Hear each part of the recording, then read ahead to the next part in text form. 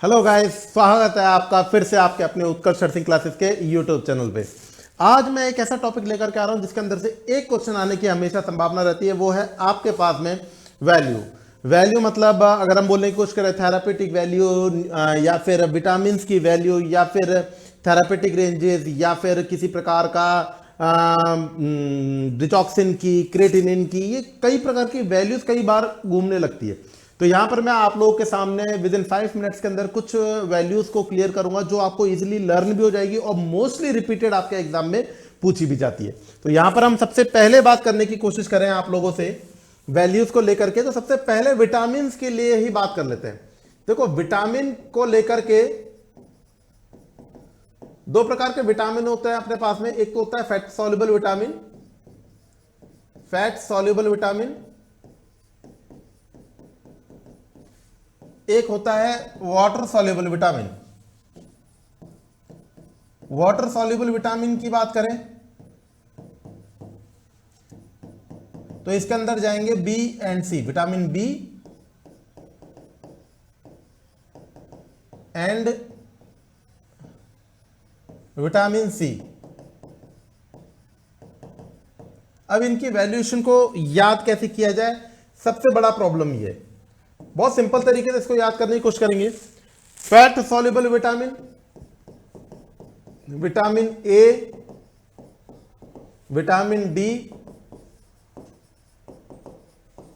Vitamin E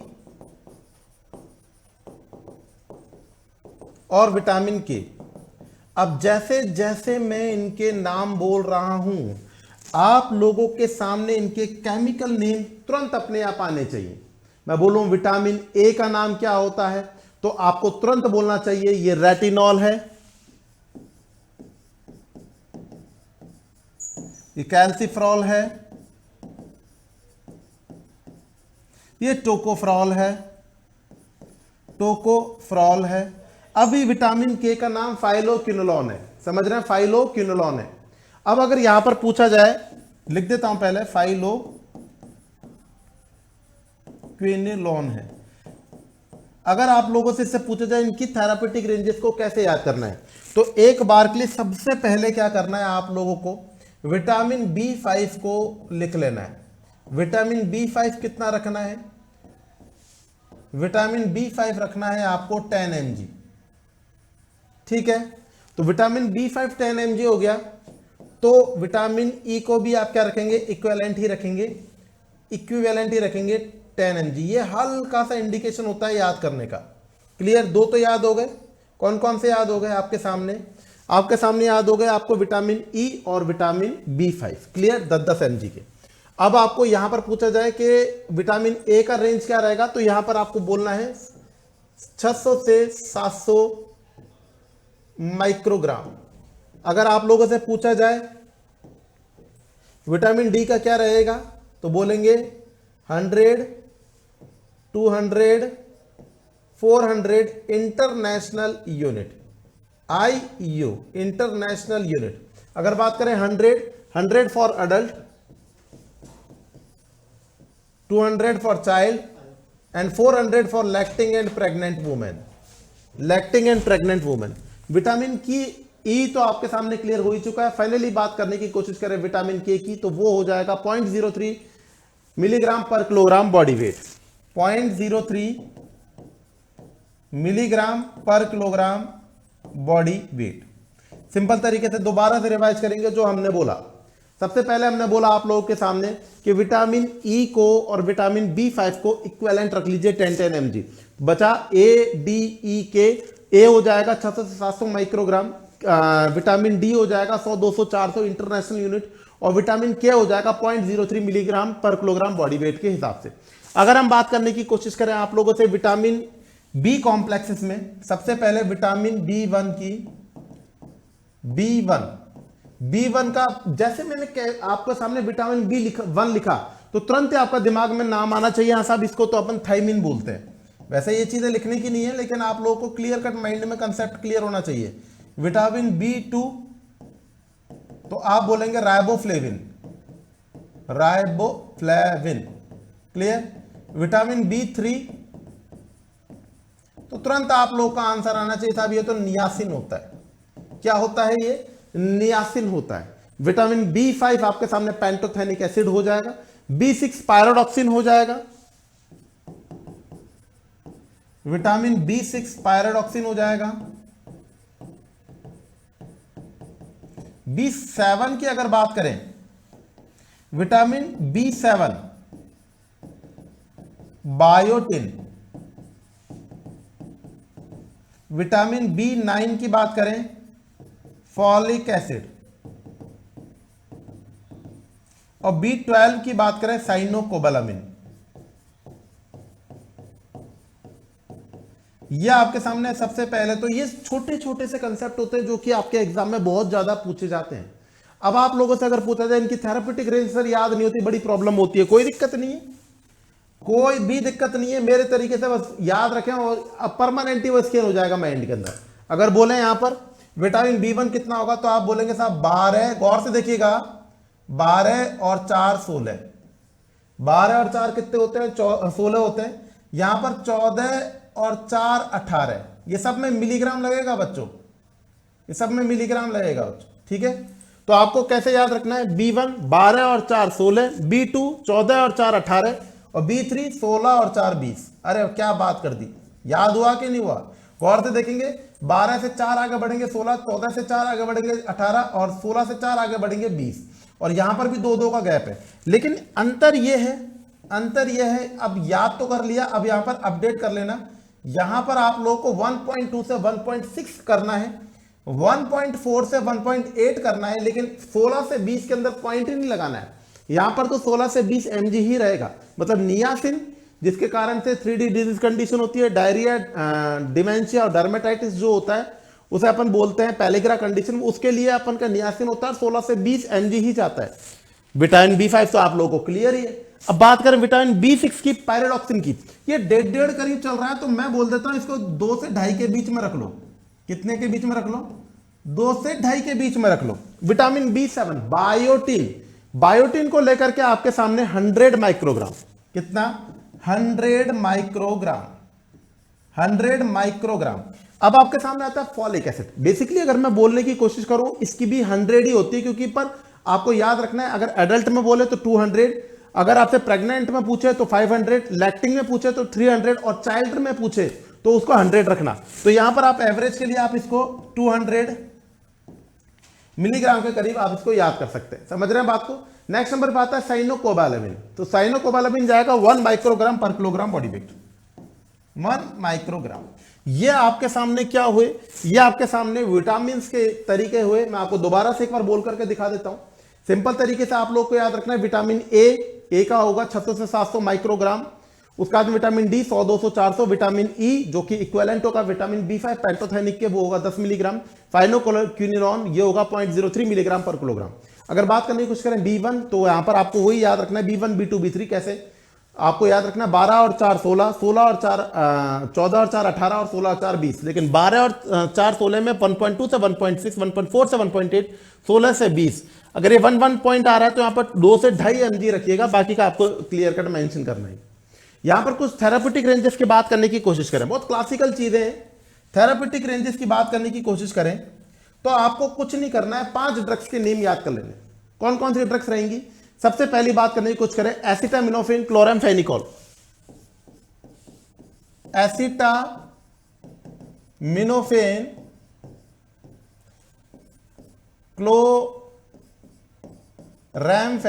chloramphenicol, फिनेटोइन जो हाइडेंटियन groups की होती है।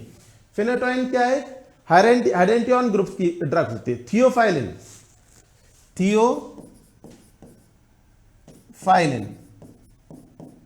ये आपके सामने जो ड्रग्स हैं, जो है आपके सामने 4 ड्रग्स हैं। एक है आपका इसमें एसिटामिनोफेन, दूसरे नंबर पर आपका इसमें क्लोरामफेनिकॉल, तीसरे नंबर पर है आपके सामने फिनेटोइन, और चौथे नंबर पर थियोफाइलिन। इन सबकी रेंज आप लोगों को एक बार में याद कर लेनी है, और वो रहेगी 10 to 20। याद हुई? 10 to 20 mcg पर ml, 10 to 20 mcg पर ml। थियोफाइलिन आजकल लेटेस्ट बहुत ज्यादा एग्जाम में पूछी जा रही है, याद रखनी है। अब 10 to 20 से कम कितना हो सकता है? 5 से 12 हो सकता है, 5 से 10 हो सकता है। तो अगर मैं बोलूं आप लोगों से 5 to 10 mcg पर ml, या फिर बात करें 5 to 12 mcg पर ml, देखो तरीका सीखेंगे आप। यहां पे आपको मैंने बताया 10 to 20 तो आपकी ये वाली ड्रग्स हो गई, एसिटामिनोफेन, क्लोरामफेनिकॉल, फिनिटोइन, और अगर बात करनी कुछ करें थियोफेरिन। लेकिन अगर मैं बोलूं 5 से 10 तो आपको यहां पर याद रखना है जेंटामाइसिन, और अगर बोले 5 से 12 तो याद रखना है कार्बामाजेपिन। 5 से 12 क्या हो गया? कार्बामाजेपिन।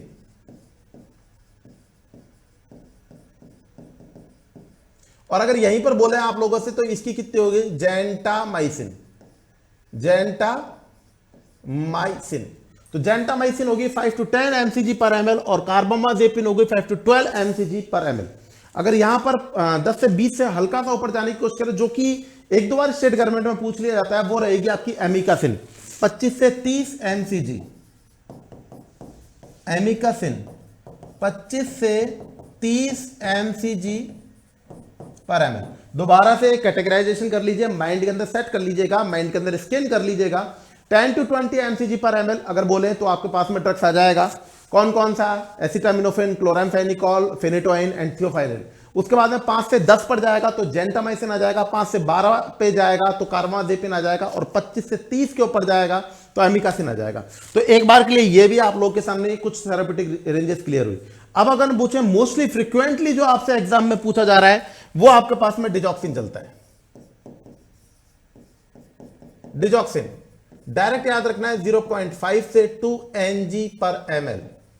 इसका शॉर्ट वीडियो भी अवेलेबल है आप लोगों के सामने, तो इसको जरूर से देख करके जाइएगा, क्योंकि ये मोस्टली एग्जामों में पूछा जाता है। अगर आप लोगों से पूछा जाए MgSO4 मैग्नीशियम सल्फेट को लेकर के, एंटीडोट याद रखिएगा इसका। एंटीडोट का मैं अलग से भी वीडियो बनाऊंगा, तो एंटीडोट तो याद रखिएगा आप इसका। एंटीडोट रहेगा आप लोग के पास में कैल्शियम ग्लूकोनेट, कैल्शियम ग्लूकोनेट, और इसका थेराप्यूटिक रेंज रहेगा आपके पास में 4 to 7 mg पर dl। अगर हम बात करें 7 mg पर dl पे जाते जाते इसके अंदर कुछ टॉक्सिक साइन देखने को मिलेंगे। Initially the knee jerk reflex absent होना, knee jerk reflex become absent. Next number पर बात करने की कोशिश करें 10 mg पर dl पे जाकर के, 10 mg पर dl पे जाकर के आप लोग क्या याद रखना है? DTR deep tendons reflexes become absent. Further आगे बढ़ेंगे 14 mg पर dl पे आके तो रेस्पिरेटरी डिस्ट्रेस, और आगे बढ़े तो 25 mg पर dl पे जाते जाते cardiac arrest, cardiac arrest, cardiac arrest. समझ रहे हैं बात को? तो ये MgSO4 के डाटा आपको याद रखने हैं कि कितने पे क्या कॉम्प्लिकेशन देखने को मिलेगा। अगले नंबर पे आप लोगों से पूछा जाए CD4 और CD8 रेशियो कितना होता है, तो तबाक से आंसर दीजिएगा 2:1। CD4 CD8 जो सेल होती है इनका रेशियो कितना होता है, तो तबाक से आंसर दीजिएगा 2:1। नॉर्मली आप लोगों से पूछा जाता है कोलेस्ट्रॉल को लेकर के, कोलेस्ट्रॉल का वैल्यूएशन कितना होता है, तो आंसर देंगे कोलेस्ट्रॉल का वैल्यूएशन रहेगा 200 mg पर dl से कम। यहीं पर अगर पूछ लिया जाए HDL का कितना रहेगा, जिसे आप गुड कोलेस्ट्रॉल बोलते हैं, हाई डेंसिटी लाइपोप्रोटीन्स बोलते हैं, वो होता है 40 to 60 mg पर dl से अधिक।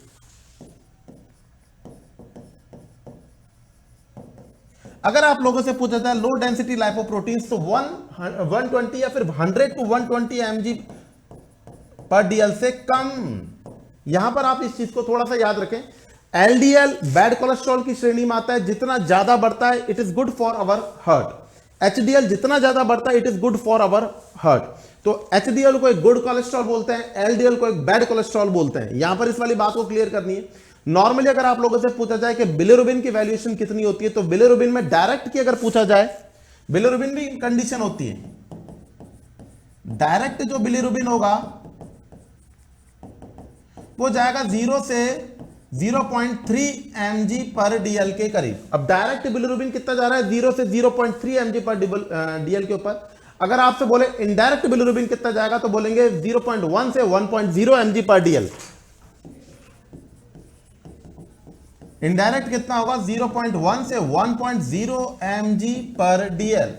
क्लियर। नेक्स्ट नंबर पूछे टोटल बिलिरुबिन कितना होगा, तो आप बोलेंगे लोअर देन 1.5 mg पर DL। टोटल जो बिलिरुबिन होगा वो लोअर देन 1.5 mg पर DL के करीब। यहां पर मैंने आप लोगों को कई सारी बातों ही बातों में 5 या 2 भी मिनट है, इसके अंदर आप लोगों को इतनी सारी थेरापेटिक रेंजेस करवा दी। अब इनमें से मोस्टली रिपीटेड होती हैं और कहीं ना कहीं कंफ्यूजन लेकर के आ जाती है, इनको आपको याद रखना है। होने को तो और भी कई होती है। यूरिक एसिड होता है 4.5 से 8 mg पर DL के करीब। ब्लड यूरिन नाइट्रोजनस वेस्ट होता है 8 to 21 mg पर DL के करीब। क्रिएटिनिन होता है, लिथियम होता है, क्रिएटिनिन mg के अंदर पाया जाएगा, लिथियम मिलीक्वेलेंट के अंदर पाया जाएगा और उनका रेंज लगभग इक्विवेलेंट होता है 0.6 से 1.6। नैरोगेज थेरापेटिक रेंजेस के अंदर आती है, टॉक्सिसिटी जल्दी करती है। तो इसी प्रकार के और नॉलेजेबल वीडियोस के संग में आप लोग को जुड़ने के लिए जुड़ना है उत्कर्ष नर्सिंग क्लासेस के संग में। और उत्कर्ष नर्सिंग परिवार आपके सपनों को पूरा करने के लिए 2025 में जो आप लोगों ने खुली आंखों से सपने देखे हैं, जो आप लोगों ने, आपके माँ बाप ने आपके लिए जो खुली आंखों से सपने देखे हैं, उनको पूरा करने के लिए लेकर के आ रहा है 2025 के अंदर आप लोग के लिए न्यू ईयर ऑफर। डेट रहेगा टोटल कंप्लीट बात करने की कोशिश करें। एक तो सबसे पहले डेट को याद कर लीजिएगा, 28 दिसंबर से 3 जनवरी तक इसका डेट होना है। आप ये ना सोचें कि इसको कल ले लेंगे, परसों ले लेंगे, पले रोज ले लेंगे। काल करे सो आज कर और आज करे सो अब। क्यों? क्योंकि आपका पूरा विश्वास उत्कर्ष के ऊपर है। उत्कर्ष पहचाना जाता है अपने डिसिप्लिन के लिए, अपनी क्वालिटी एजुकेशन के लिए। तो जो करना है, जिसको करना है, जो सपना देखा है, उसको फाइनलाइज करने के लिए आप लोगों को अपना जो लक्ष्य है, जो भी आपका लक्ष्य है, चाहे तो आरआरबी का हो, राजस्थान सीएचओ का, यूपी सीएचओ का हो, या फिर प्रीवियस रिकॉर्डेड बैचेस का हो, या फिर नॉर्थ 8.0 के लिए जो भी बैचेस आपको लेने हैं, उन सभी बैचेस के ऊपर गौर से समझिएगा। टोटल जितने भी बैचेस हैं, सभी बैचेस के ऊपर अप टू 90% तक का आप लोगों को मिल रहा है complete discount. I again repeat, जितने भी बैचेस हैं उन सभी के ऊपर अप टू 90% तक का मिल रहा है आपको डिस्काउंट। नेक्स्ट नंबर पे बात करें, जो प्राइम के जो अपन के स्टूडेंट है, प्राइम जिन्होंने कोर्स लिया है, प्राइम का मतलब ये होता है कुछ एडिशनल फीचर्स दे दिए जाते हैं। जैसे कि अपन बात करें अनलिमिटेड डाउट सेशन चलता है वहां पे। अगर और बात करने की कोशिश करें, डाउट पूछ सकते हैं मतलब आप लोग, और अगर बात करने की कोशिश करें आप लोगों से, तो यहां पर आप लोगों को जितने भी पर्टिकुलर एग्जाम के हिसाब से जो मल्टीपल चॉइस क्वेश्चंस पूछे जाते हैं, मल्टीपल चॉइस क्वेश्चन का जो भी बैचेस अपन अनाउंस करते हैं एग्जाम के आधार पे, वो कंप्लीटली फ्री हो जाता है प्राइम वाले बैचेस में। तो जो अपन बोले राजस्थान सीएचओ के टाइम पे कोई एमसीक्यू बैच आएगा, नॉर्थ 8 के लिए कोई एमसीक्यू बैच आएगा, वो कंप्लीटली आप लोगों के लिए फ्री हो जाएगा। और आपके जो बुकलेट्स होती है वो आपको प्रोवाइड करवाई जाती है घर तक। तो ऐसा कुछ एडिशनल फीचर दिया गया है कि आप लोग अपने डाउट्स भी क्लियर कर सकते हैं। ऐसा कुछ आपको प्राइम वीडियोस में आपको अवेलेबिलिटी दी गई है, समझ रहे हैं। नेक्स्ट नंबर बात करें, जो बच्चे पूरी तरीके से विश्वास करके और रेगुलरली अपनी तैयारी कर रहे हैं, अब उनका जो टाइम है, वैलिडेशन टाइम है, जो उसका कोर्स का वैलिडेशन टाइम है, वो नियर बाय कंप्लीट होने वाला है। तो उनके लिए भी 10% तक का एक्स्ट्रा डिस्काउंट मिल रहा है। तो अपने जीवन को जो सपना है, चाहे तो वो केंद्र सरकार का हो, चाहे तो वो राज्य सरकार के अधीनस्थ नौकरी करने का है, उसको पूरा करें उत्कर्ष नर्सिंग क्लासेस के संग में जुड़ के। धन्यवाद। जय हिंद, जय भारत। और आने वाला साल आप लोगों के लिए बहुत ही खुशियां भरा हो। धन्यवाद।